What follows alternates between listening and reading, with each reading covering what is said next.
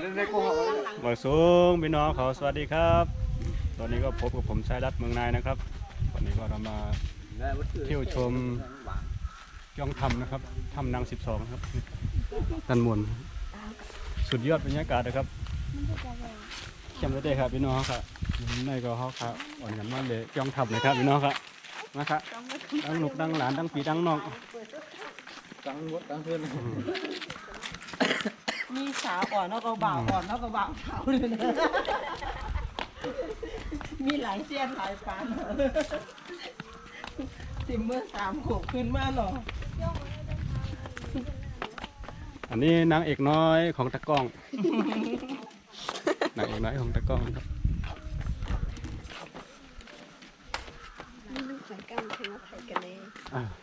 ไหนล่ะโอเคไม่มีปัญหานะจ๊ะทำมาแทนไปขึ้นครับมาค่ะมาค่ะพี่น้องครับมาเดี๋ยวจ้อมกันค่ะได้ลูกเห็นกันกันเลยอันนี้ก็จะเป็นป้ายนะครับป้ายถ้ำนาง12ครับ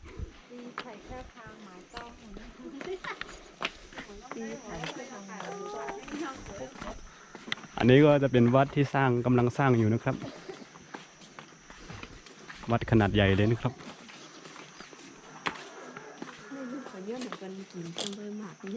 กินเนอะ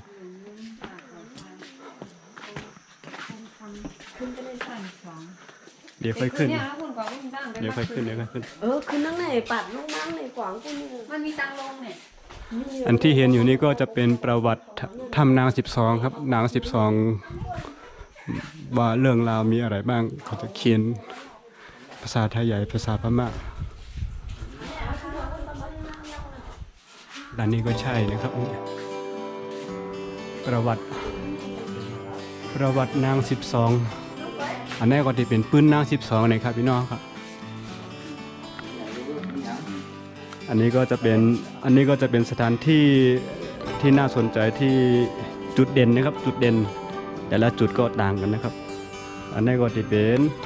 ตีเอวเละตีหนึ่งและตีหนึ่งก็เหมือนกันตีหูย่อยย้ำมัน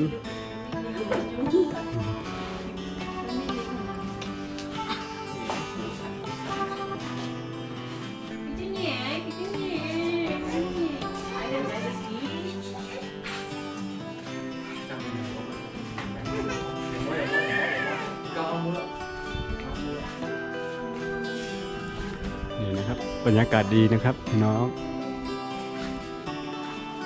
สุดยอดบรรยากาศนะครับ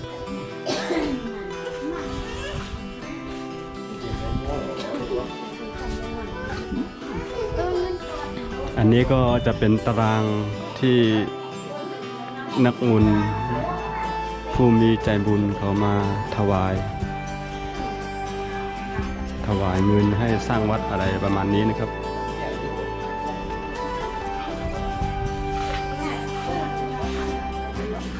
สาวน้อยกำลังถ่ายรูป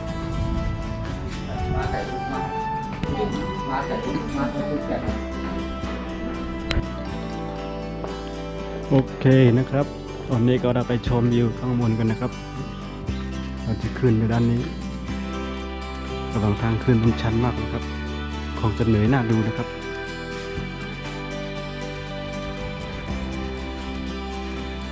กำไรก็10สิในก็เขาขาดีขึ้นก็ตั้งสูงตั้งเหนือปุ่นดีครับเอาพี่น้องเขาครับก็อ่อนกันมาด้วยจอมกันครับเนี่ยตั้งขึ้นก็ดีเป็นได้จังไหนครับพี่น้องเขาครับ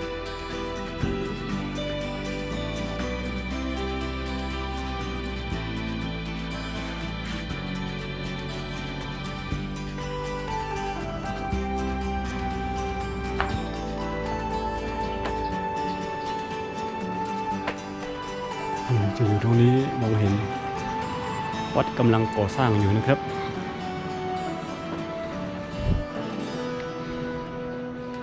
อยู่ที่นี่ก็ติดตัวหันติดสร้างเกี้ยงใหม่กันอยู่ค่ะนี่ก็จะเป็นเกี้ยงใหม่ที่เกี้ยงทำเลยครับพี่น้องค่ะนี่ฮอดมาตั้งสูงฮอดมาตั้งเหนือนะอย่างค่ะพี่น้องค่ะนี่ข้างบนนี้จะมีเจดีย์นะครับเจดีย์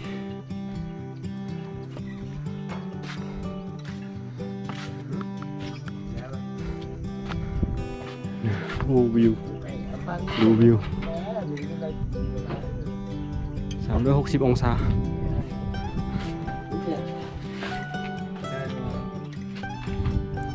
โอ้สุดยอดบรรยากาศนะครับข้างล่างนี่จะเป็นป่า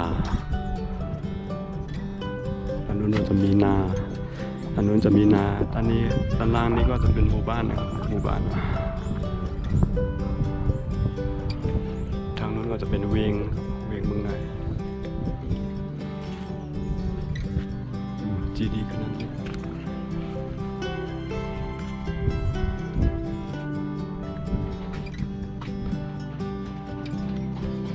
มองลงไปข้างล่างจะได้เห็นวัดกำลังก่อสร้างอยู่นะครับ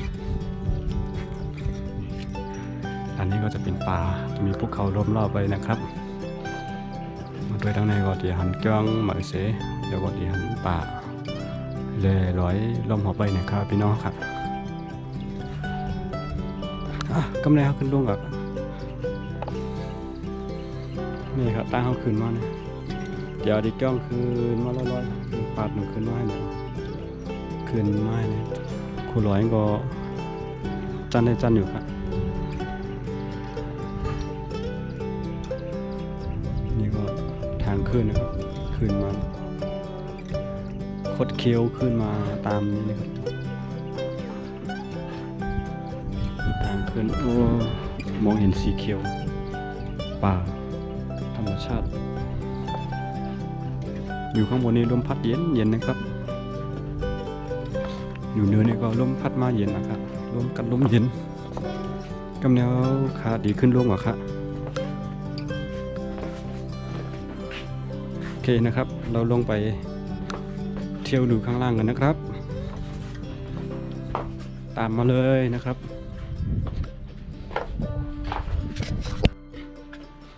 โอเคนะครับตอนนี้ก็เราลงมาถึงข้างล่างกันแล้วนะครับ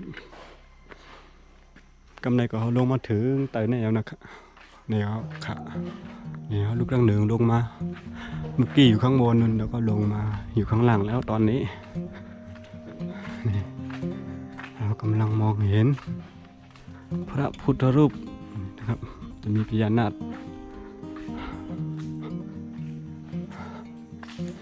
เหนื่อยนี่แล้วนี้ก็จะเป็นถ้ำนะเข้าไปทะลุไปทางนู้นเลยนะครับอันนี้ก็จะเป็นถ้ำลงไปตั้งแนวจะเป็นถ้ำอีกครับพี่น้องเขาค่ะ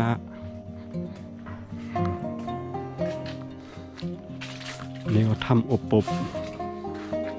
จะเป็นถ้ำที่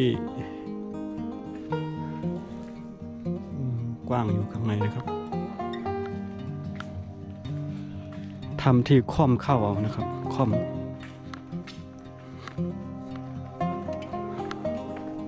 ทำอบก็ทำค่อมทำเข้าไม่ใช่ทำค่อมประมาณนั้นหรือเปล่าไม่แน่ใจนี่ทำมองก็จะเป็นถ้ำมองนะครับมองที่ตีตามกองตามมอง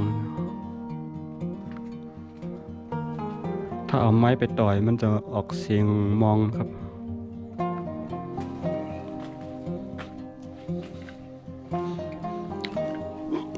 โอเคเราไม่เข้านะครับทำเรามาดูบรรยากาศเฉยๆแล้วเราก็จะเที่ยวอีกเราจะเดินดูบรรยากาศรอบๆมีอะไรบ้างเขาเตรียมเข้าด้วยเนื้อทำกันสิก่อนเขาคาติดเละด้วยกันว่ามีอีสังพองหลายๆให้พี่น้องเขาเลยพูดเลยหันเลยตัวนี่ค่ะโอ้พี่น้องค่ะเหนื่อยเดินแป๊บเดียวขาอ่อนเลยนะครับนี่ก็จะเป็นสะพานลอย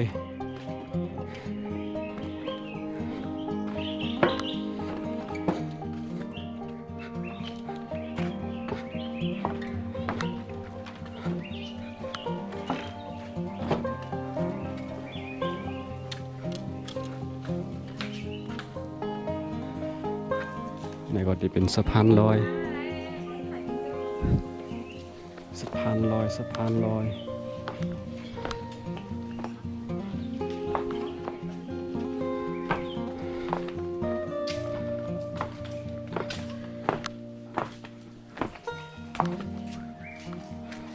เงียบสงบ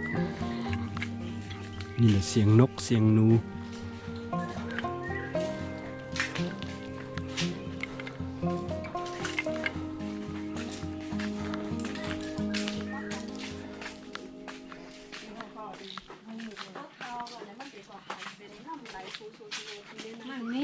มีออกมือเข้ามามือเดินทางนะไอ้นั่นน่ะมันหย่อนไว้นะก่อนรอเป่ามือนอกผักนั่นเนี่ย ก็ดีเลย ในถ้ำนาง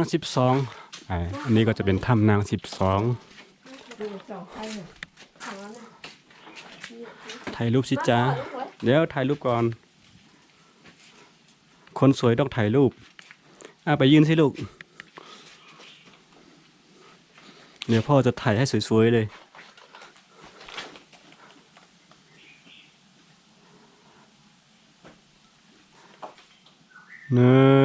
2 3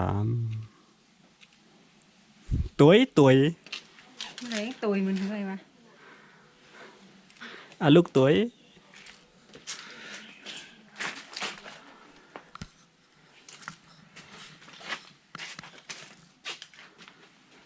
เธอก็ถ่ายวิดีโอดิฮะน่ะถ่ายเขาก่อนเลยถ่ายเขาก็ถ่ายก่อนเลย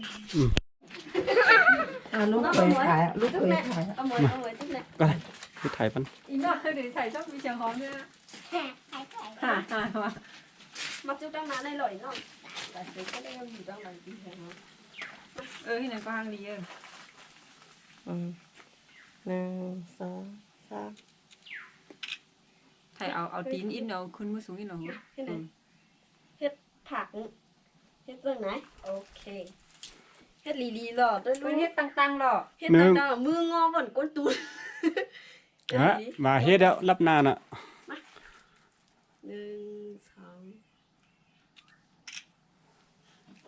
มาพี่หานให้ไปเลยมาบางคนใช้แบบอินก็เลย มาถ่ายมันเสียงหอม ใครถ่ายต้มนุ่งคุยนี่ก็ไหวแล้ว วายเลยใครถ่ายต้นมะกรูดวะ 1 2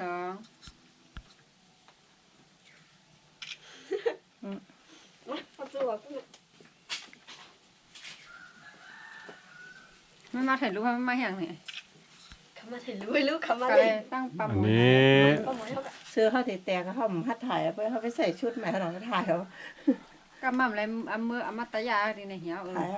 อา ทีนี้เนี่ยนะ ตั้งเลยถ่าย ก็มากกับไทยไม่จำตำนะ1 2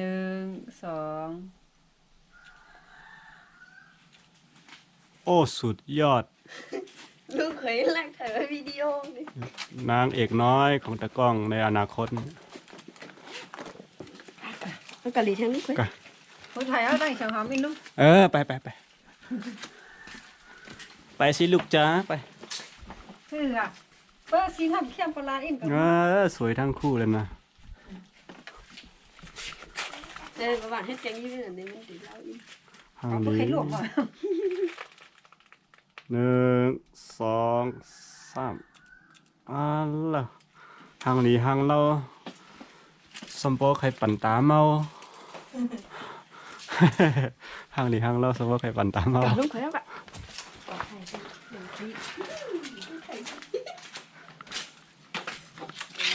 ทั้งนี้ทั้งเล่านั่งเสียงหอมจ้ะแค่อีเราก็นั่งเสียงเล่าเต้น ช่างหอมกับแม่เมื่อไปพูดเอียนย่อยเอาไม่ไปเอียงลุงเอียงล้างมาตั้งหลังเขาเนี่ยนี่ไหนกัน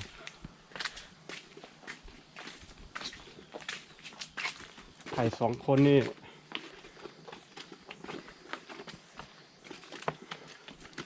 ก็ถ่ายลุงขวยตั้งเสียงหอมไม่ได้ ไม่เขาวางแนวกับกระป๋องขึ้นนั่งบนทะเน่มาเลย ดีกว่าป่องอันนั้นนะออกมากันนั้นขึ้นอันนั้น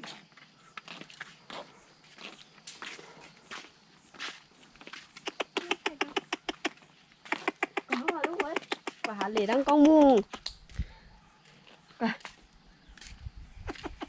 tao nam hotตึก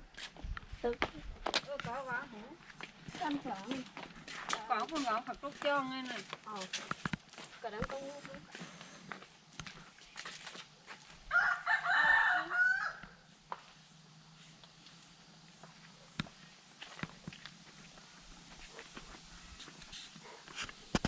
sao kho mình hứa vậy bà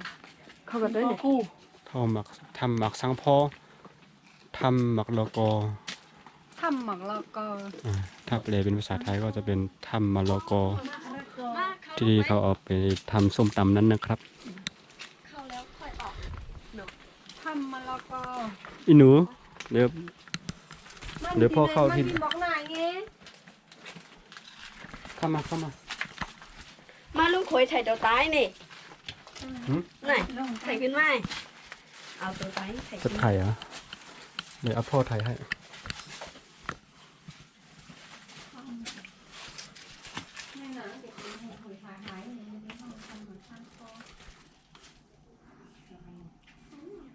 หนึ่งสองสามกำนะหนึ่งสองสาม มาลุงขวย ดูกล้องสิจ๊ะหนึ่งสองสาม ป๊าป๊าเอาวะ เขามัน เอาขึ้นละ สวยไหมจ๊ะ มันมีทางลูก นั่นมันเข้าอันในหูนั่น มันเขาอย่างนี้ มันปล่องที่ทำม่อง เขา กว่าแล้วกว่าก็ให้มากว่า นี่ นี่เอาผมเจอก่อนเลยก็ต้มกัน นี่เสียงหอมสองห้างดิ ไปไหนไปด้วยขึ้นเขาลงห้วยก็ไปด้วย ข้าเดี๋ยวไม่ว่า กัดดีนะนะ ถ่ายเอกเสียงหอม เห็นไหม ได้สิจ๊ะเดี๋ยวพี่ถ่ายให้ กล้ามา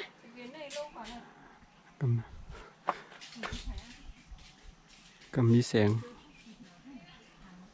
หนึ่งสองสาม กล้าตะเกียนหาลมทุกนี่คือน้อ เห็นนั้นก็แล้วเห็นนั้นก็แล้วหนึ่งสองสาม มาลุงขวยเอาขึ้นมาถ่ายที่กล้องมืออยากเลยดีเลยนะ ถ่ายทิกทอกไหม ถ่ายลุงขวยติ๊กต๊อกเอากล้องเข้มๆเลยนะได้เลยลุงขวยนี่นะลุงขวยกดถ่ายที่กล้องมือหน่อยป้าขึ้นที่กล้องมือหน่อยลุงขวยถ่ายบรรทัดใต้นะลุงขวยก็ยืนพูดนะเดี๋ยวเลยป้าเขาขอยืนพูด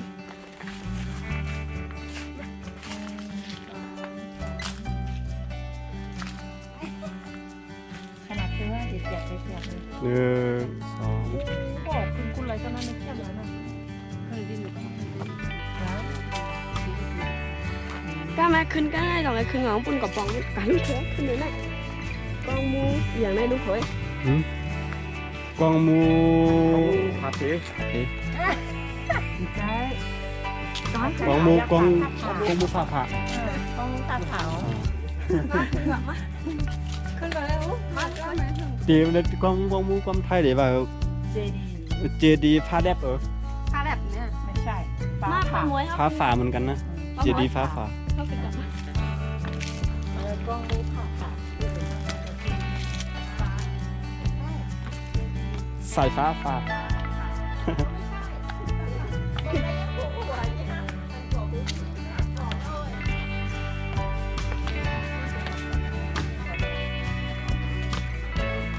มีสาวด้วยข้างบนทำไงเนี่ยเราใจสั่นหมดแล้ว นี่ ล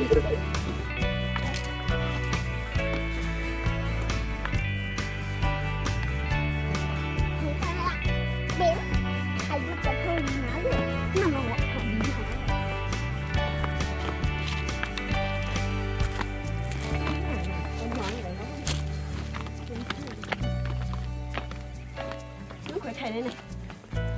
ห้องนี้มีเสียงแดดกันเลยหน้าผึก ถ่ายไหนก็ ดีนี่แหละ สีแดง นั่งสิจ๊ะนั่งตรงนี้แหละ ให้นั่งชุ่มๆขาทวนนะ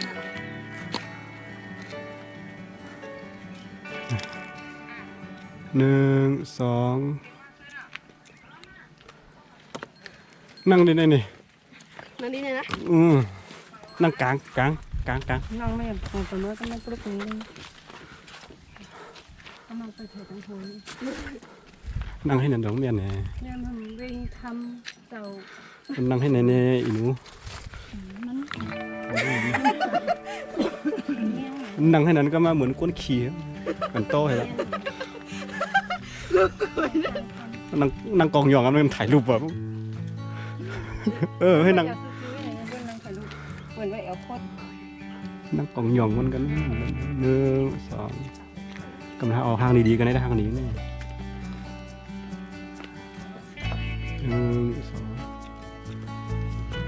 2สวยโอ้ทางดี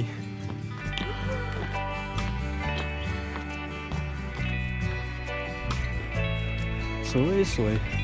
วิวก็สวยคนก็สวยพี่น้องเอ้ย ใครก็ถ่ายได้อะไรกัน ทางได้ทางนี้ เดี๋ยวมันเดี๋ยวนี้เดี๋ยวเท่ไว้หนึ่ง อะไรวะ ก็ถ่ายก่อนเลยนะ ว่าถ่ายกันได้อะไร ถ่ายเดี๋ยวนี้ อะไรอ่ะ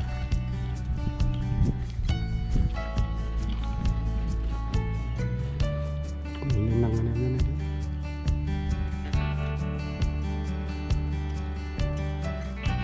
1 2 ดูใครเขาถ่ายดูกล้องเลยเนาะ ถ่ายตั้งในเมียนมีเหลียด ถ่ายได้ไหม เพราะว่าถ่ายตั้งในนานหลังถ่ายตั้งในนาขาวเดี๋ยวก็เลยถ่ายตั้งใน ดูใครแบบปุ้งปุ้งเลย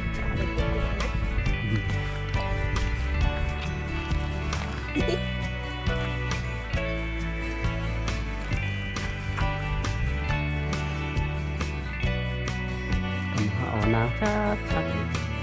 ไปแล้วอ่านนั่นค่ะ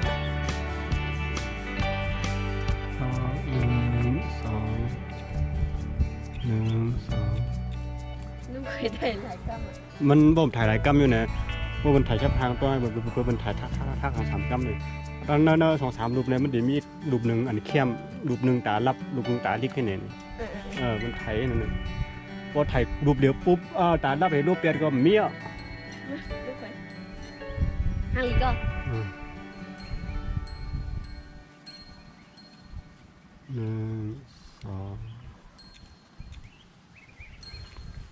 2กำไรแต่คิดแต่นั้น โอเค เนี่ยครูก็สอนมาครูก็ได้หลอนนั่นแหละแค่ว่าคือโเอออเค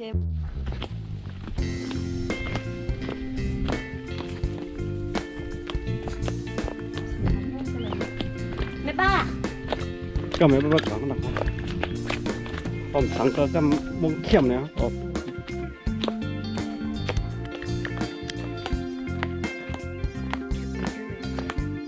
เยอะ ขึ้นก่อนเดี๋ยวนี้ให้ลูกเคยขึ้น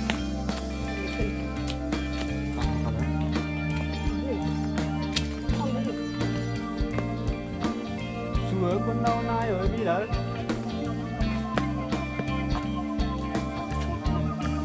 cái học khẩu là gì nào วัดทำฮะ ฮะ ขอเอาได้แล้ว พอได้เลยมั้ยพอได้พอออกเสียง มาคือก็ทำตามใส่ผี ta đây หมอล่าแล้วอ่ะคำนี้นะ เวียงทำเจ้าผีเมียนวันนั้นเป็นไงถ่ายไว้ ขึ้นเขาลูกไปเลยกระปังเขา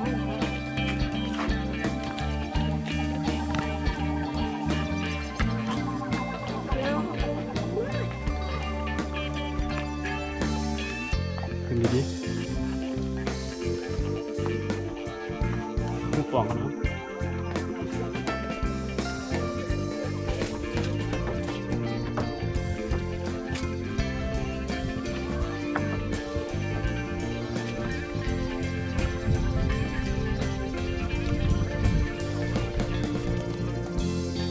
ได้ยินเสียงงูมีมั้งแน่นะ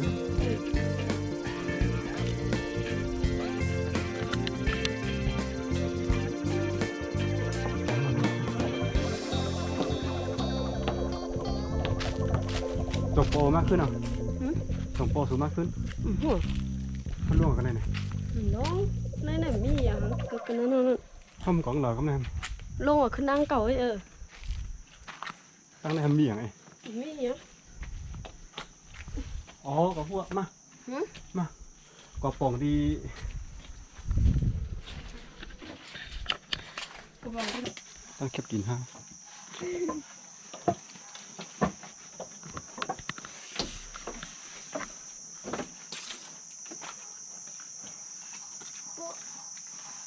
ระวังนะครับ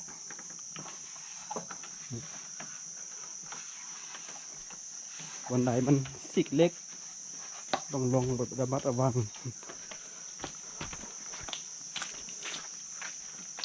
กวางได้แหละไปปางกวางได้เหมือนกันไหม นี่ออกกวางนี่พวกเขาโผล่ขึ้นต้องมาจ้องหนูก็ กันไหมกันในห้างนี้กันกันไหมกันในห้างนี้กัน ได้นะ อ่ะไปมาไปมาละไปมึงต้องไม่ไปต้องพลังกันไม่ได้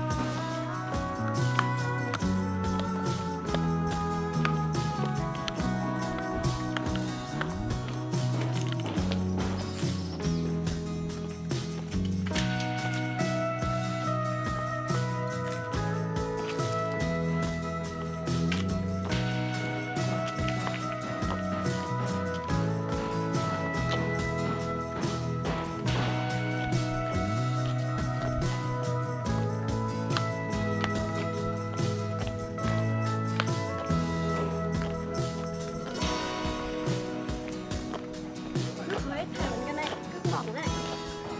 เดี๋ยวไปอันตราย เนี่ยเสียงเดียดได้กัน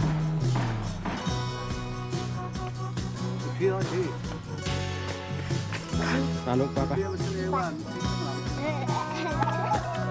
ปลาพี่สั่งเขามีถ่ายลูกกล้วยก็เหลวอันนี้ แล้วก็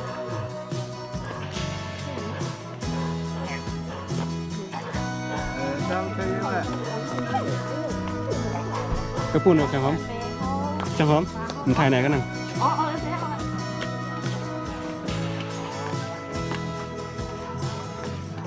ลูกไปถ่ายอันนี้เลย นั่ง คิดกับมัน นั่งไหวข้าง เป็นกลางก็ นั่งไหวข้างให้นั้นเสียเอามือทับกันเนื้อตักให้ไหนก็ได้ ไม่ได้นะลูกไปนะเรียน 1 2 3 1 2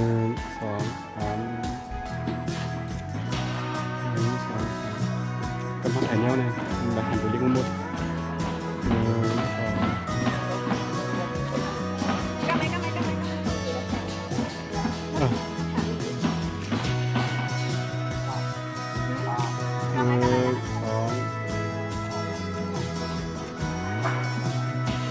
แล้วมาเลยในลูกเคยถ่ายกันไหน ถ่ายได้ ในป่าเขาเห็นลูกเคยอะไร อันนั้นเราถ่ายรูปไปสุดเลยถ่ายรูปดังวันขนาดมา อ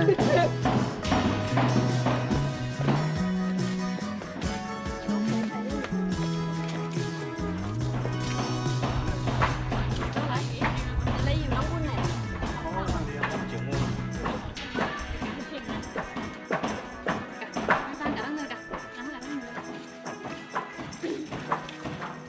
มาลูกเคย น้องหมออิงนั่นโคโมโกนั่นน่ะ để hiểu nó này nào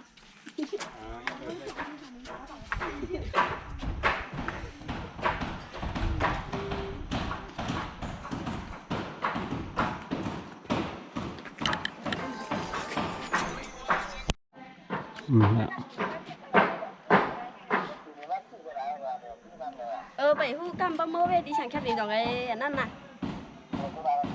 โอเคว่า ข้าวแต่มือก็รู้ để có sức khỏe niềm hết má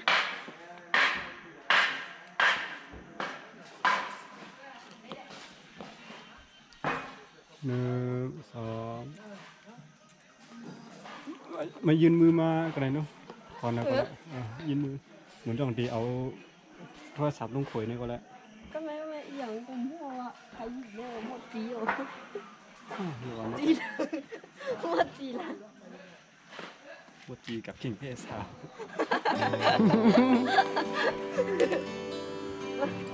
น่ะ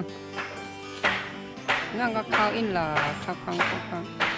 ตีเปล่าหรอ แป๊บ น้ำมัน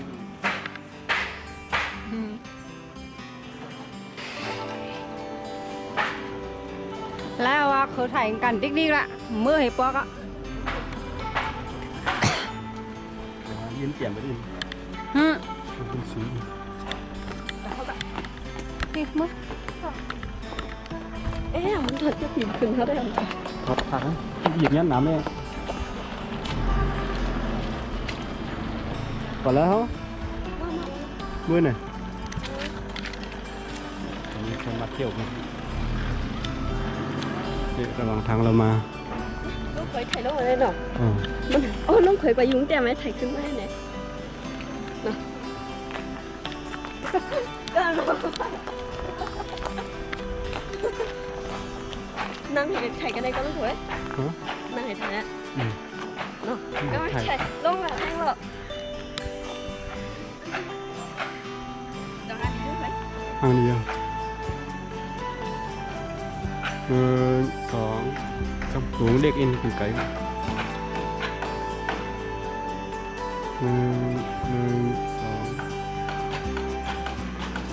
2 นังเด็กอีกเข้มอยู่นี่นังนังทางของคุณมิดน้ำมั้งไหนเอามือต่างกันอิดปลาลูกแลลูกป้าน่ะมัน Ôi, chị có lộ Ba la lúc. để thế chăm ấy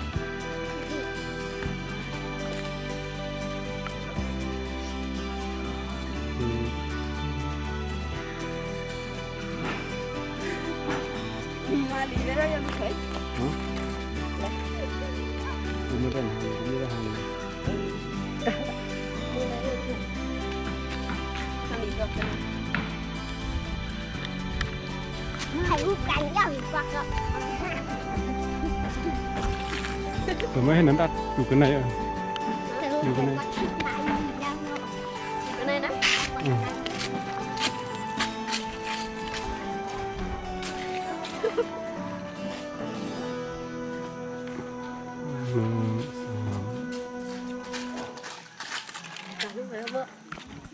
ถ่ายไปพูดเมื่อเป็นขนาด mưa leo rồi cái này ถ่ายรูปสองคนนะที่ปักเลยเยอะคนนี้ก็ โอเคนะครับสำหรับวันนี้ก็ขอลำลากันเพียงเท่านี้นะครับตามเมื่อไหร่ได้ก็เอาขาดีสุดเสียงวิดีโอเข้าไปดีในสิก็10ตัวอันตั้งนานนี่กว่าสิกัมสวัสดีครับสาวๆกำลังสกัด